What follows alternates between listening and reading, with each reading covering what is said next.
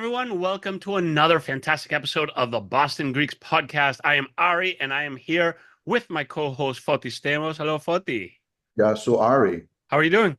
I'm doing well, especially when we have our segments with the Boston Greeks podcast, because it's one of the most exciting things that we do. And what's even more exciting is the wonderful guests that we bring onto the program. In every segment we have, we are so astounded and we're so enthusiastic about each guest. And we're like, we just had the best guest every time we do an episode. But we're always surprised that there's even better guests that we bring onto the program. And today's guest happens to be an example of an amazing person that we got to meet recently out of the blue, that we learned so much about in such a short time. But we're going to learn more about our guest in this segment.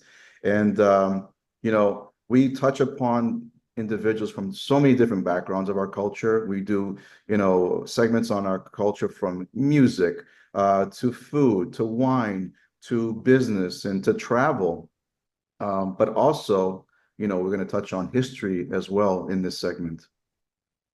Excellent, excellent. All right, so Foti, before we get into too much, let's bring our guest on and let's do this. Well, let's bring on to our program Cindy Calder. Cindy, thank you so much for joining us on the Boston Greeks podcast. I know that Cindy doesn't sound Greek probably to our guests, but I assure you, Cindy is more Greek than Ari and I put together. Thank you so much for joining us. I know you've got a busy schedule. You've got a lot going on. We'd love for you to just pretty much break it down for us about, Cindy Calder and where it all began for you when it came to like this passion for being Greek. When it came to what? This what? Passion. This Passion. Being Greek. Passion. Yeah, passion is the right word. Okay, so I'll just start by saying I do not have a drop of Greek blood in my body, but I and all the other members of my family often feel that we're more Greek than the Greeks. So my history with Greece started in 1965 when my family moved to Greece. My father was he was in the core of the government in a group called Foreign Area Specialists, where he was trained in the Greek language, first of all, at the Defense Language Institute in California. And he and my mother both were trained in Greek. And then he was sent to Greece in 1965 during the monarchy, still a monarchy, to learn everything that he possibly could about Greece, and his family were engaged to do the same thing. So we went over there, and he spent his first year, after having learned Greek already, he spent his first year at Pandios in Athens. We lived in Glyfada. I went to school, international school there. And then the second year we lived in Greece, and 66 to 67, we moved to Thessaloniki, where he was sent to the Skoli Polamou as an American. I think, I don't know, there may be other people in your audience, but I believe my father's the only total non-Greek ever to have graduated from both of those institutions. And he has degrees to proudly show it. Unfortunately, he's passed away. So he was, at that stage, he was, I think, maybe a lieutenant colonel in the army, in the American Army. And so when he went to Skoli Polamou, it would be like the equivalent, for those of you that don't know, it'd be like the equivalent of West Point. And he became deeply engaged at all levels with the Greek government. His job on the side, in addition to getting these higher degrees, was to learn everything he could about the country, penetrate the tiniest little villages. We had a Jeep, and every weekend, we would go in the car down these dirt paths with shepherds and sheep and goats, and it was always Alphodromos. Cindy, this was not without Alphodromos at all. This was without GPS. Without, forget it. We didn't even have four-wheel drive. We had Jeep, but I don't know that it had four-wheel drive. It was pretty scary. I was very frightened many times. But so and there were floods, disasters, we lived through so much. Then the greatest, I don't know, disaster, I don't know how you want to define it, but in 67, we were living in Greece at the time of the coup, and my father was in the war college, surrounded by military people. So he continued on in his career, and the government, we left Thessaloniki, went back to the States briefly, and then returned to Greece again in the 70s. again, in my father's same capacity as a foreign area specialist.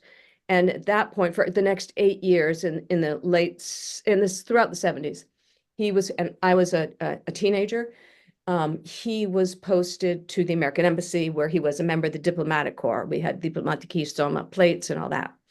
And so during that time, we all, immersed ourselves even deeper in Greek culture. My brothers lived there. I lived there all until I went to college. My brothers lived there longer than I did. And so, yeah, so that's kind of my Greek background. In addition, I just want to salute my mother, who is a poet and a writer, and sort of got dragged along, not dragged in this case, but taken along with wherever my father was posted. And when she came to Greece, she also became deeply, deeply in love with the country and everything it had to offer. And she went up to the Amerikanki Yorgiki Skoli, where we lived in Thessaloniki, and became the archivist for the school. And then she wrote this amazing book, which I want to show you here. It's called Of I Frontistes tis Gis, Stewards of the Land. Wow. It's a very big, thick book about the history of the farm school in Thessaloniki, but also the Balkans. And this was translated. My mom wrote it. My dad helped her, and then they had a professor at the University of Thessaloniki translate it into Greek. She also wrote a novel, which I'll share with you later. But she wrote a novel also set in Greece called The Greek Dream. Wow.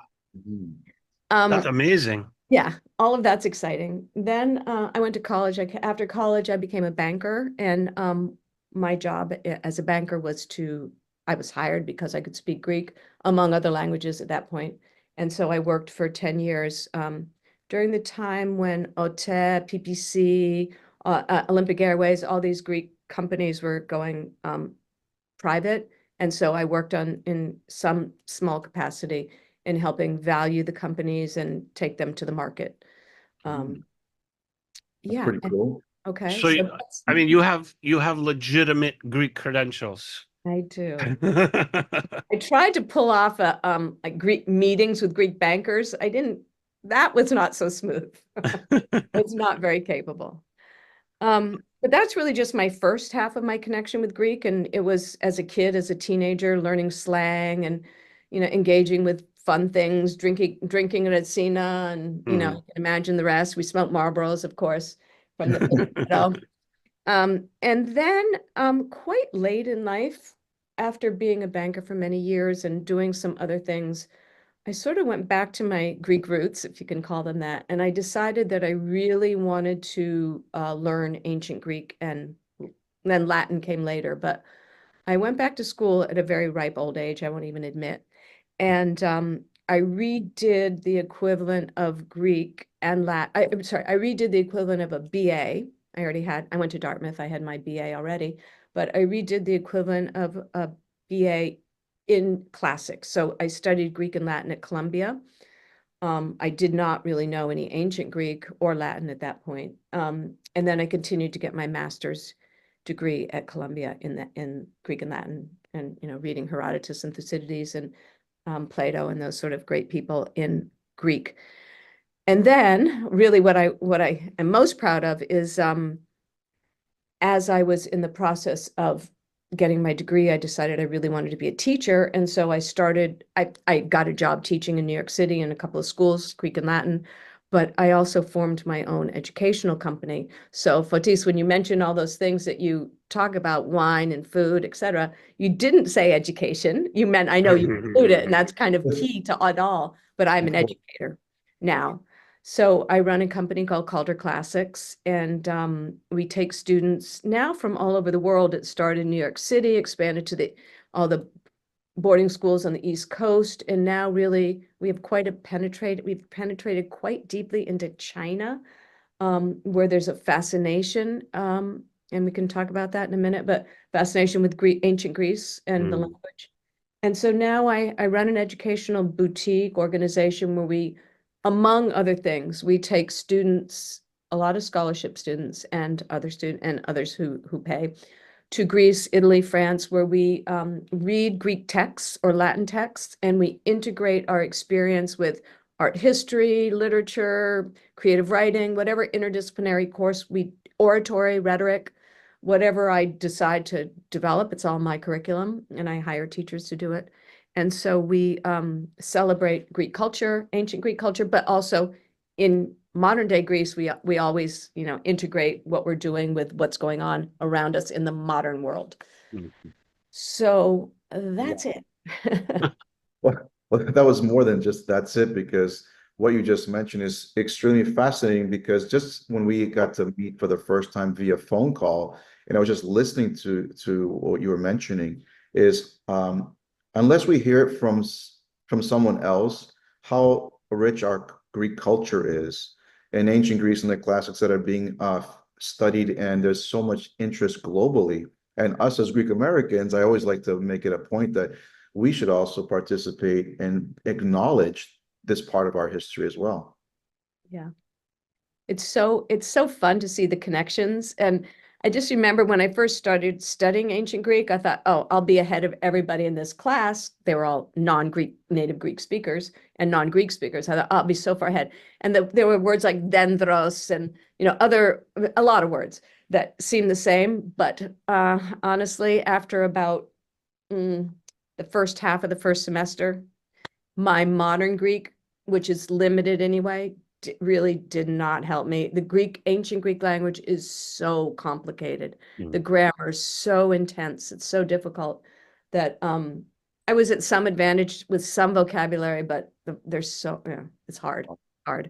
And Cindy, the programs that you're mentioning, as far as when it comes to Greece, is this something that you host throughout the whole year? Is it once a year? How does the program work? Yeah. So I'm ever expanding. I retired from teaching full time. I created this company while I was also teaching full time in New York City. 2.5 years ago, we sold our house in New York. My husband and I moved to the North Shore of Massachusetts, which is why I'm just getting to know you. And I then decided to go full time. It's kind of like 24/7 when you own your own company. It's like a baby. So 24/7 in developing Calder Classics further. So we are in the process of creating a year-round operation. Now we do primarily summer programming on the education front, specifically on the programs, primarily summer programs. And I have not announced it yet, but I'm about to announce two super exciting. I've told you already, Fotis, that we're going to be going to Montbasia. That's Yes. all booked for an Sold ancient out? introduction. What's that? Sold out? It's my program? No, I've booked Booked. Oh, it's booked. Got it. where we're staying, and where we're staying. Yes. And they've given us a very generous price because we're students and I bring scholarship students. So yeah, this summer specifically in Greece, we're going to be there, and then we're going to Samothraki for another program, ancient Greek. And in Samothraki, we're going to be studying the Iliad in English because I don't know if you know, but Poseidon sat on Samothraki and watched the Trojan War. So that's the idea in the Iliad. So that's during the summer. I run programs a lot in Italy, some in Greece, occasionally in France, with Gaul in the Gallic area where Caesar was. Then year round, we offer online Greek classes. So right now, for example, I'm running an 8-week every Sunday class online on Zoom on ancient Greek, learning introduction to ancient Greek. And then if we have enough students, we'll do a follow-up second session of more ancient Greek. Wow. In addition to that, I host programming. So it depends. Various programs, often fundraising driven, but that's in the background. People basically give what they want, but I'll bring speakers in or do Sure. various events related. Like I'm doing a play reading at my house in February, where we're going to read a Shakespearean play that has Greek and Latin references, and we're going to auction the roles, and everybody can pay for their role, and then we'll do a full reading, and that's a fundraiser. Oh, wow. That's so cool. We definitely, at least I'll speak for myself, Ari, I definitely would love to attend some of your in-person events for sure. Yeah. And as far as Cindy, you mentioned Calder Classics, but for our audience that are listening to this episode, and I'm sure there'll be lots of questions that are running through their mind as far as how can they find out more about Calder Classics and so forth? Thank you for asking. Calder Classics is my website. So you just go to Calder Classics. Everything is on there. You can click throughout, but if you're specifically interested in educational travel, if somebody's listening and they have children they want to send to Greece, it's not up yet. This is a big secret, but it's coming. It's going to be in about 2 days because we just confirmed our Greek hotels. So in about 2 days, you will see under educational travel the 2 Greek trips that we're running, the trips to Greece that we're running. We're doing them, just for everybody to know, we're doing them late June to early July, partially because it's hot late and it gets very crowded in Greece and it's difficult to take groups of students around. It's just complicated. So this year we've done it. In the past, we've had programs mostly hosted by the American Farm School in Thessaloniki because they have dormitories and classrooms and it's really convenient and they're a wonderful partner. This year we're not going to be in Thessaloniki. As I said, we're going to Monovasia and Samothraki. I'm excited about that because Yeah. from our other episodes, our audience know we talk about, our trips to Greece and obviously my side of the family in Monovasia. One of the most, I think, treasured gems in Greece that most folks have heard about but have not visited yet. Yes. So maybe this is another reason why you should visit through Calder Classics. Yeah. And do you see, I'm sure you've already answered this, Cindy, but in the groups that you bring over specifically in Greece, do you see a presence of Greek Americans or do you see more Greek Americans attending these programs? I have I've had one of my, I can't say that, a kid I absolutely adore. I love him. He was my student. He's Greek. I've only had one Greek American that I can think of. He's really Greek, but grew up in America, so I guess that's Greek American. He in 7th grade, he was my student in Latin, and I followed him all the way through. He's now a freshman at NYU, but he came with me to Thessaloniki, and he was a great help because he speaks Greek and he could take the kids around. But we rarely get Greek kids. Rarely. I mean, it's just, we're not. I'm thrilled to be on this podcast because I would like to spread the word to Greek Americans, and I think that Of course, a lot to offer them. And I should also mention too, Cindy, then, and for our audience that's listening, we have a fair share of educators who listen to the podcast. And you had mentioned that you have scholarship students. Is that something that you could also learn more about through you as far as who qualifies and so forth? Yes, please. Okay. Thank you. We are an educational organization. We are not a 501c3, but we have formed a charitable, we have piggybacked onto a community fund, which is a common thing to do. So we have a DAF at the community fund. So donors give to us, Calder Classics, through the DAF, to our DAF at the community fund, and then we allocate that money to 501c3s. We can only give scholarships to students who are under the umbrella of an organization. So there's a group in New York, for example, called Prep for Prep. They're our partners. They're a 501c3 educational organization that helps place underprivileged kids in top schools or kids that are all super smart but just don't have the money to go to private schools or on these type of trips. So we partner with them and they help me select the candidates. I do the same thing with another organization that has an arm in Lawrence, so they're local. It's called Squash and Education Alliance, or kids that, through an organization that uses squash as a sport to help kids get off the street and do after school activities. So we're closest to their chapter in Lawrence because it's nearby where I live in Essex. Also, the Boston arm of it they're called Squash Busters in where Northeastern is. They have the squash courts in their campus.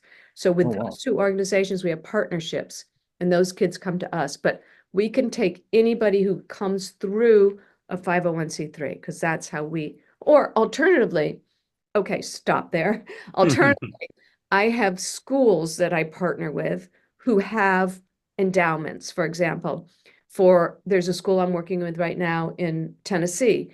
Somebody endowed a travel scholarship. So that school just pays directly for the tuition for the program. I've done that with other Andover I've worked with before. They have a fund for the same reason. Well, there's some options there. It seems like, you've got some bases covered. So for those that are listening, I'm sure obviously the more that you just mentioned, they can find out when they get in touch with you as well. Yes. If you have people if you're associated with an educational foundation that has funding, I would very much like to work with them to bring, bright, young, dedicated students. I should say that this is not easy work, right? I mean, if you're a 15, 16, 17-year-old kid, you might not want to study Greek in the summer. So you really have to be motivated and love it. So that's just, that generally the audience of not generally, always my students are, they have to be sincere and dedicated to learning. But I learned in the first year that I started these programs that it also has to be fun. So the nice combination. And when we go to Greece, hell, you got to have fun. You can't avoid having fun in Greece, right? Well, speaking of fun, Cindy, we had the pleasure of having you attend our Greek wine event this past week at the Maliotis Culture Center in Brookline. And we're hoping that there might be some possibilities that we can collaborate on an event together back at the Maliotis. I have to tell you something really exciting. I called my brother today to tell him that I was doing this.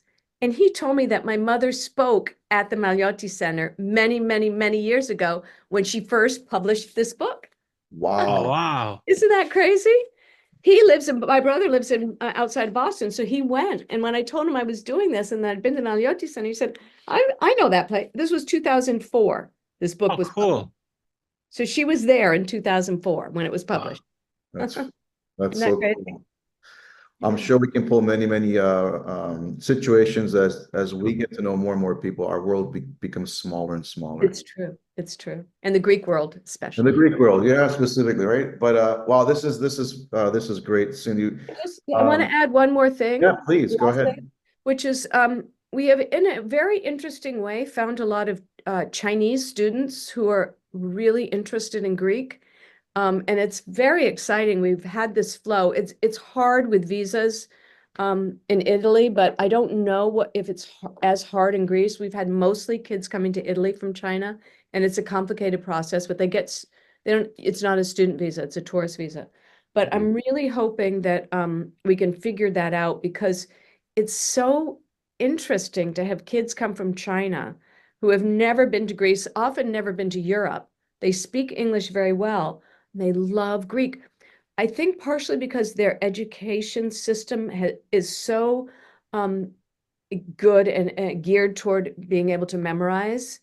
So the kids that I've had can memorize, and also for many of them, learning French or Spanish as a spoken language is difficult. But with the Greek, you don't have to speak it. You can, study it and read it. So it's just been a very attractive product, or whatever, pursuit for kids from China, which you'd never expect. That's so fascinating. Yeah. All things fascinating. And as I mentioned, we definitely, this is not the last time you're going to be on this podcast. We'd love to have you come back again at some point soon, even post programs and enlighten us on what's next with Calder Classics. Okay. We want to thank you so much for taking the time to be with us on the program. We're definitely going to have Ari mention all of the information, the notes of the podcast. But thank you so much, Cindy. I look forward to seeing you very soon. Thank you. Ευχαριστώ. Adiosas. Hello. All right. Thank you Well. so much once again, Cindy, for taking the time with us. Thank you, Forti. Thanks, everybody out there, for watching and listening. We're going to have all the information from Cindy in our notes. And her website, calderclassics.com. Yep. So check that out. Check out the links in the notes and visit, support, because these are the things that push and promote Greek culture, which is what we love. So thanks, everybody. Thank you, Cindy. Once again, thank you, Forti. Thank you all out there for watching and listening, and we will see you next time. Yes, sir. Bye-bye.